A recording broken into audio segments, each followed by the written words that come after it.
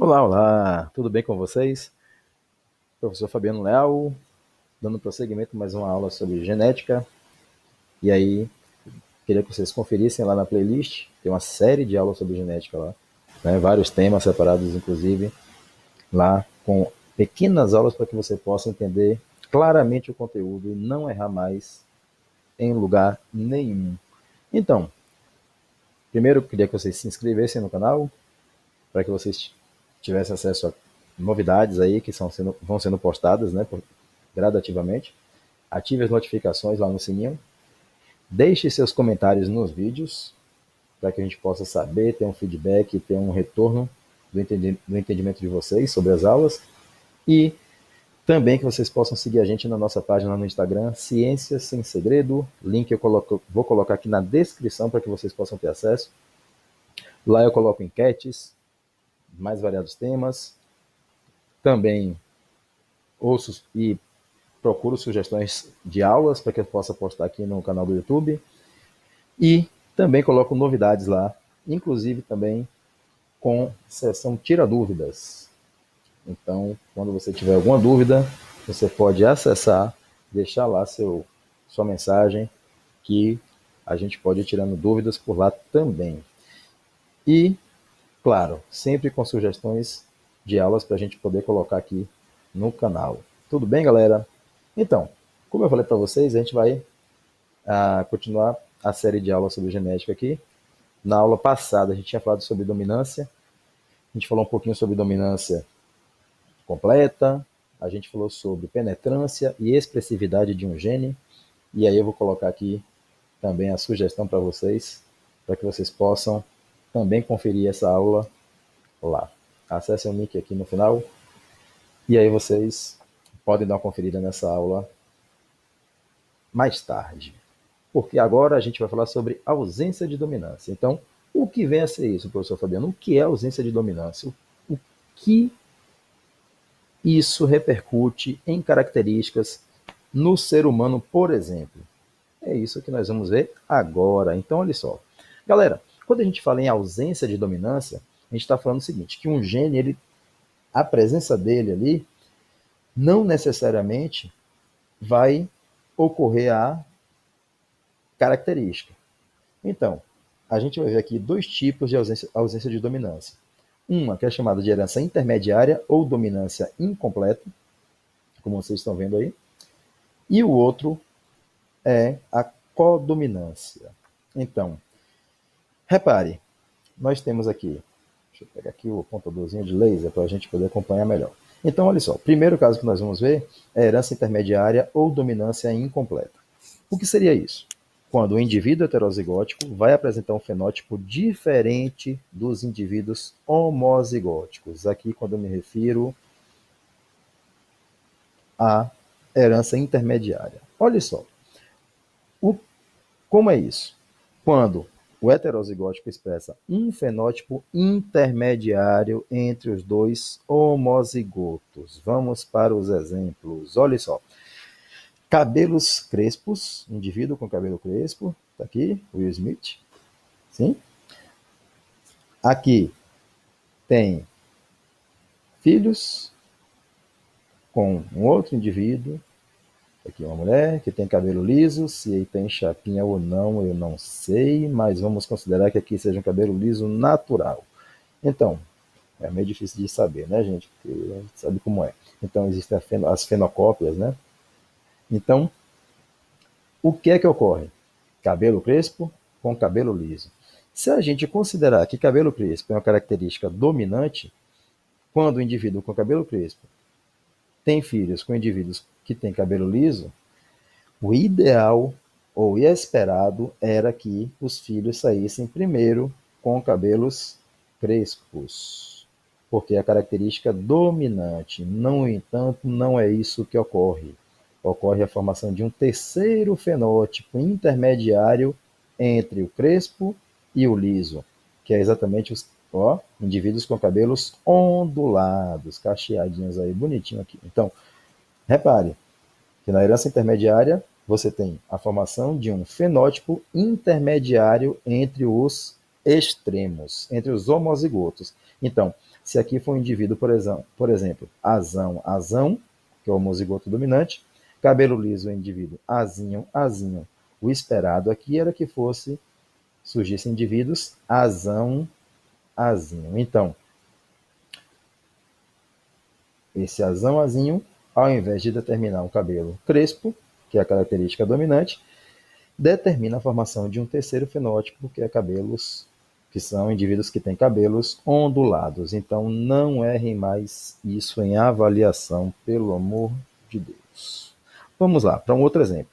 Então, quando na dominância incompleta, a gente acabou de ver, quando o heterozigoto manifesta um fenótipo intermediário entre aqueles condicionados pelo alelos em homozigose. Então, foi isso que eu acabei de falar para vocês.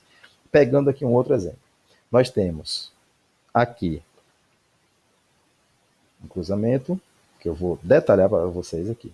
Olha só, um indivíduo que tem, por exemplo, uma planta que tem flor vermelha, determinado por um genótipo Vzão, cruzado com um indivíduo que tem flor branca, que no caso é o Bzão. Repare, quando se cruzam esses indivíduos, se a gente considerasse, por exemplo, que flor vermelha seria uma característica dominante, cruzado com indivíduos que tivessem características recessivas, o esperado era que aqui surgissem indivíduos 100% vermelhos, porque seria a característica dominante. No entanto, não é o que ocorre. Se você for observar, sai uma característica intermediária entre o vermelho e o branco, que é exatamente uma coloração rosa. Então, aqui é que está exatamente o conceito de dominância incompleta. Quando surge um fenótipo intermediário entre os homozigotos, dominante e recessivo. Vamos um pouquinho mais para cá. Quando a gente cruza, então, indivíduos heterozigotos, ou seja, flor rosa com outro de flor rosa, está aqui, Vzão, o que é que nós temos? Nós teremos indivíduos Vzão, um daqui e um daqui, aqui. Indivíduos Vzão, Bzão, dois, né? Esse com esse e esse com esse. Dois indivíduos com coloração rosa e um indivíduo com coloração branca, que é dado pelo Bzão, aqui. Então, repare que se fosse uma dominância completa, nós teríamos 3 vermelhos para um branco. No entanto, não é isso que ocorre. Aqui, a proporção fenotípica é 1 vermelho para 2 rosas para 1 branco. Então, a proporção fenotípica é 1 para 2 para 1, que é igual à proporção genotípica.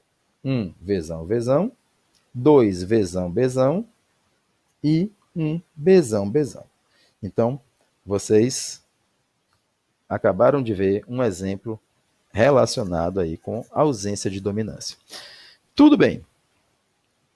Falado sobre isso, o outro tipo de característica, ou melhor, o outro tipo de interação aí, para que esses entre genes que determinam a ausência de dominância é a codominância. Quando eu falo co, eu estou me referindo a um que ajuda o outro. Então, coautor, um indivíduo que ajuda um outro a produzir uma obra. Então, aqui é a mesma coisa, codominância, ou seja, quando os dois indivíduos, ou seja, nesse caso, os dois alelos, os dois genes, se manifestam de forma igualitária. Então, quando o heterozigoto expressa os dois fenótipos dos homozigotos ao mesmo tempo. Nesse caso, vai apresentar um fenótipo que resulta da mistura dos dois indivíduos homozigóticos antagônicos. Deixa eu traduzir isso para vocês. Olha só, tem um sistema para determinação de grupo sanguíneo que é utilizado também, não somente o sistema ABO, mas o sistema chamado MN. O que é que ocorre aqui? Proporções fenotípicas esperadas a partir do cruzamento entre heterozigotos. Quem seriam os heterozigotos? O indivíduo que é MN. Então, se eu cruzar indivíduos que são MN com outros que são MN, olha o que eu vou esperar aqui para esse tipo sanguíneo.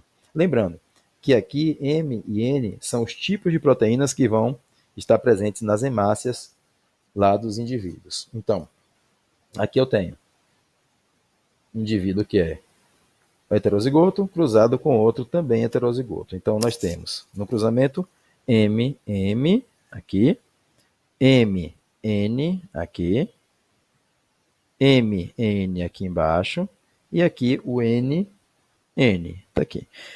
Então, repare, os indivíduos que são MM, MMs, né? MM, ó, vão ter a proteína M na hemácia, tá aqui. Os indivíduos que são MN, repare que agora nenhum alelo sobrepõe o outro, os dois se manifestam. Está aqui, ó. Exatamente isso, ó. O N, determinado por esse formato aqui, e o M, que é determinado por esse outro formato. Então, repare, aqui você tem, deixa eu ver se eu consigo pegar aqui e aqui. Então, indivíduo que é M, MM, vai ter o grupo M, ou seja, proteínas aqui com esse formato.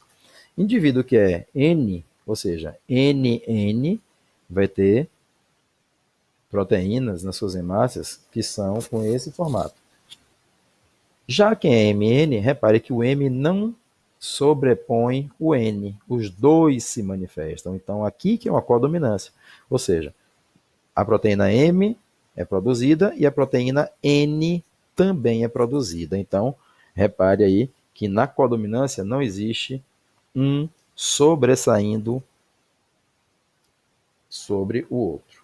Então, repare que isso aqui que é a codominância. Um outro exemplo, esse aqui é bem fácil da gente visualizar. Então, repare aqui em gado da raça Shorton.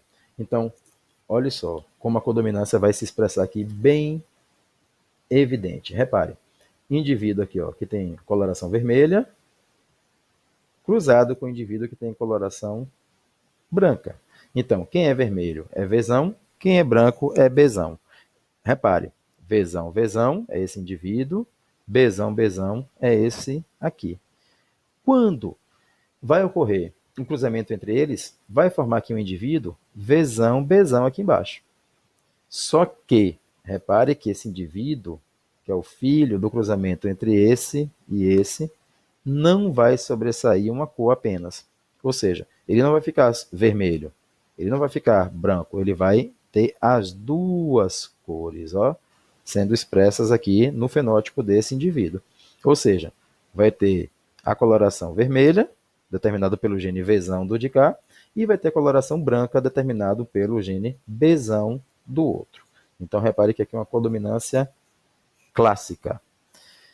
Tudo bem, galera? Chegamos ao final de mais uma aula, uma sequência de aulas aí. Peço a vocês novamente que curtam nossa página lá no Instagram, Ciência Sem Segredo, e possa também se inscrever aqui no nosso canal para você receber essas informações em tempo real. Um grande abraço, um beijo e até a próxima.